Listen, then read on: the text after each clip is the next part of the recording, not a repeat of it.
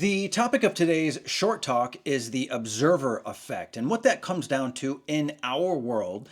And when we're talking about business, when we're talking about sales pages, when we're talking about marketing in particular, what happens is that when someone interacts with a sales page, with a VSL, a video sales letter, when they interact with some kind of sales or marketing material, that individual changes.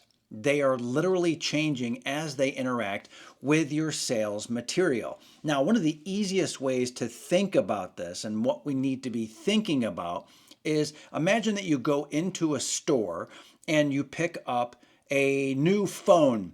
For example, you put it into your hand, you mess around with it, you click a few buttons, you tap on the screen, you turn it on, you turn it off, you mess with the volume, you check what apps are on it. As you're interacting with that object, you are changing literally the neurons in your brain, the electrochemical soup between your ears inside the skull. It is actually physically changing. So the exact same thing happens with every other person that interacts with the phone. Whether it's a new phone or a different phone or some situation or some object, it doesn't matter. All of our interaction causes nonstop change. In fact, the universe is constantly in motion. But when we pay attention to something, when we actually get a hold of it with our eyeballs, with our ears, yes, even listening, certainly when we touch things, it all changes. Everything is changing all the time. The difference between wild and chaotic change and this kind of change that I'm talking about, this observer effect, is that when someone observes, the idea is that someone who is observing is focusing. They have their attention on that object, on that thing. It could be a sales letter, it could be the very, very top, right? The headline, then the subheader.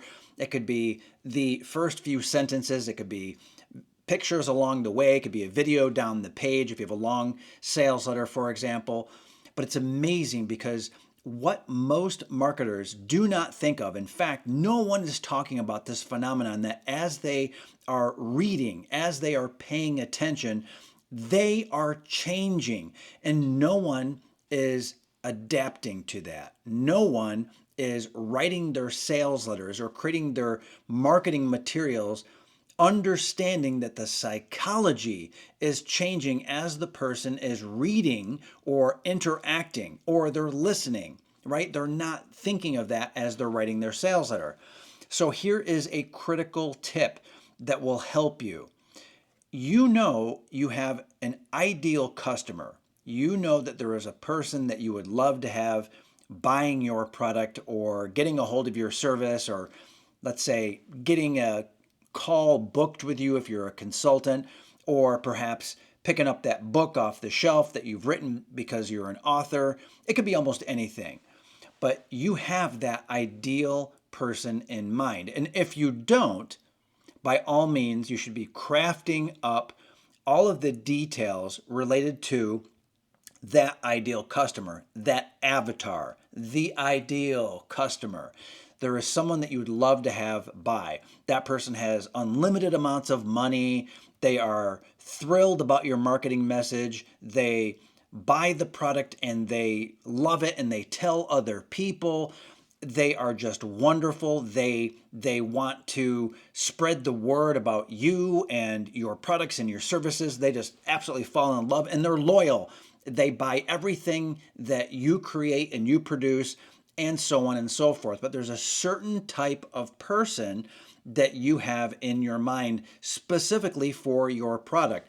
I was just listening to a retirement advisor who does a podcast, and what he explained along these lines is he goes, well, I could go after people who are in their 20s, maybe their 30s, or I could go after people who are 50, 55 years old, maybe 60 years old. So they're closer to retirement. They have more money. Therefore, obviously, they're more wealthy.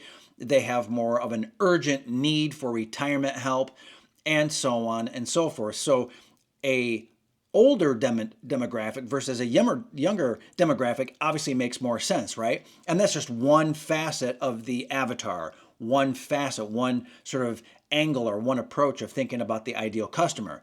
That being said, that's your avatar that you should be developing or you should already have.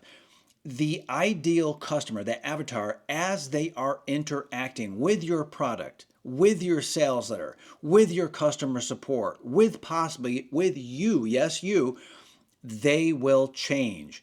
So, what this means is that the observer effect tells us that they will change you, they will change your products. And how does that happen? They might give you feedback by way of a refund. Oh, right? So that's feedback that you've done something wrong. Maybe they give you a reason for it, maybe they don't. They might put in a help desk ticket. And in that case, they say, hey, I love everything. I love everything about your product except for this. This doesn't work. I want that to work. I'm having this issue. So they could love you and they could love the product except for one thing. And you learn from that and your product can evolve. You evolve, your customer support team, your help desk can change. The next iteration, the next version of your product can change. So their observation, their interaction with your product can change your product. But you didn't know that before they bought.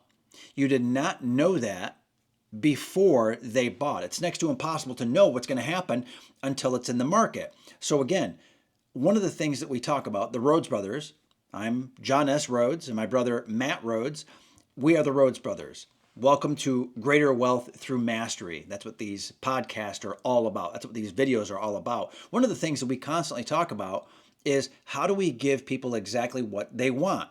And what we have found is that every single time that we wait for perfection, we fail. So perfection is failure. And the reason for that is that we wait too long to get the product out to the market. So it's much better to get the product out to the market.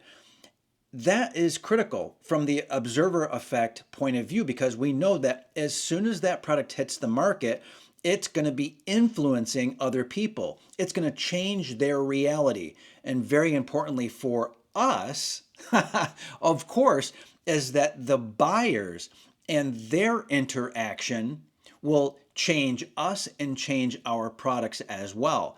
And we have no idea how reality is going to shift and change until the product is in the marketplace. So this is yet another reason why getting a product out into the market is so important, even if it's not 100%. In fact, just because it's not 100%. Because if you want to get the very, very best feedback from customers, like a beta tester or an early adopter or the, hey, this is a marketing test type of launch or release, well, that's fantastic because you can get that feedback from the market and then you can really ramp it up.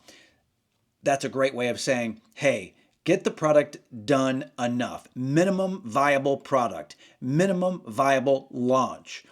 Get it out there, get it out to your loyalists, get it out to your ideal customer, your client, get it out to existing customers who have been very good to you and say, hey, I'm testing this out, I'm trying this out, because their interaction, their observations about the product will be invaluable to the rollout of that product. Even with no changes to the product itself, the rollout could change substantially. Or those people who you roll it out to early might give you feedback and then you can bolt on, you can add other materials, other content, other training, an FAQ, a PDF, another video. You could add bonuses in that really entice people, all based on the earlier than desired launch, right? Because most people are like, I really want to hold on. I really want to get it. I want to get it perfect. So this is yet another call to get that product into the hands of at least a few people, have them observe, have them use, ask for feedback, get the feedback, incorporate it into the launch, incorporate it into the product, add those bonuses. This is what the Rhodes brothers do in a lot of our products. In fact, we will put products out well before they are ready for prime time. We'll put products out there and say, look, this is a test. We don't know what's going to happen, but we really want your help. And you know what people like to do? They like to help. People are good in general, not everyone, of course, but in general, people are good and they operate in a good way. They observe from a position of goodness, of wellness, of positivity. That energy, when you channel it, helps you, helps your launch, helps the product, helps the help desk, helps everything, and helps them because they are contributing to the evolution of that product. And there are people that launch, version 1, 2, 3, 4, 5, and then they say, hey, now we have the real version out. And then there are people, we've done this, where you launch something and you say, you know what, we're adding so much value. It was worth $300, now it's worth $1,000. We're going to raise the price slightly. It's going to be the gold version, the platinum version, and we're going to charge you a paltry sum to get hundreds, if not thousands of dollars of extra value. And all of that is possible exactly for the reason that I'm talking about, because we are aware that the observer effect changes reality. It literally, the observations that people are making, the observations, now this is a mind bender, but the observations that we make about the observations. In other words, think about this. A product could launch and we just look at how people interact with it. We could put a video out, we could put a free video out, and we could simply watch what people say and what they do. One of the things that you'll notice, this is a sidebar, but it's an important one. One of the things that you'll notice is that certain videos that get put out, they go hog wild, they go crazy. That's the YouTube algorithm. Those are other algorithms as well. But a lot of times what happens is that there's something about the video that you did not observe. It's your own video and you put it out, right? So if you're a YouTuber, you know what I'm talking about. You think you've got it all covered. You put the video out and then you're like, oh, it's going to be a really good video, and it does terrible. Or you think, it's okay, I don't really know. And you put it out and then bam, it goes bonkers. It goes hog wild, crazy. Well, that can happen as well. And that's all from the observations of people in the market. Now, a market is always one person at a time. There are other videos on the Rhodes Brothers channel that talk about this psychology. And if you didn't hear what I said, please rewind and listen to that because it's so critical. A market is made up of one person at a time. In any event, every single person brings their observation firepower to the environment, to the video, to the sales letter, to the VSL, to the sales environment, to the marketing, all of it. And again, for a business person, this is critical to realize. It's very, very important to understand that observation alone changes reality. Wow, it really, really, truly changes reality. And if you observe the observation, if you pay attention, that is often as good as hard, cold, empirical data. Now, you can observe using hard, cold, empirical data, but you can just sort of loosely watch, just kind of go, what's the vibe? What's the feel? What kind of words are people using, right? Because let's say we take the example of a YouTube video again and people are leaving comments and they're very positive. There are other situations where there's a YouTube video and there are lots of comments, but it's just questions, lots of questions. What about this? What about that? In other cases, it might be, give me some examples, show me more, tell me more, go into more depth. Like it might be a command-demand situation.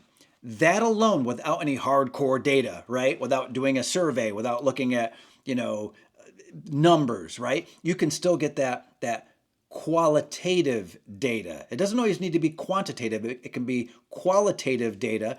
And you know what I'm saying. If I say you can get a vibe from the language of the people that are observing, because a YouTube viewer, like you watching right now, you've got a certain feel, a certain, we're on the same wavelength because you're still here. And it's like, okay, lots of energy. This is awesome. And then you leave a comment below. Please leave a comment below if that resonates with you. If you like the energy, if this makes sense, because I want to see that you've made it this far. I want to know that you've got energy. Type in energy. Just leave a comment below. Leave a comment below that says energy, nothing but energy, energy, energy, energy. I'm jacked. I'm juiced. I love it. And that will tell me, right? This is kind of like Inception. That's like Inception. That alone will tell me what's going on. That's kind of empirical. It's kind of, qualitative at the same time. But it's the observer effect. You're observing and I can go, oh, that really worked. A lot of people made it that far. A lot of people made it to the point where John said, hey, down in the comments, type in energy. Thank you, by the way. And go ahead and subscribe. Go ahead and like this video while you're at it as well. So again, this is John S. Rhodes of the Rhodes Brothers, and this is Greater Wealth Through Mastery. We really do appreciate you. Keep in mind in the future the observer effect and how reality changes as you observe reality and as others observe reality. And importantly, when you observe their observations, really amazing things can happen for them, for their future, for the products that you create, the services you create, the value that you add for them, but it also benefits you and your business as well because you understand the inner workings of the people in the market and also your own inner workings. You learn a lot about yourself by observing the other people out in the world, out in reality, observing what you're doing. I appreciate you. I truly do. The Rhodes Brothers, thank you very much. And we'll see you in the next training. Thank you and take care.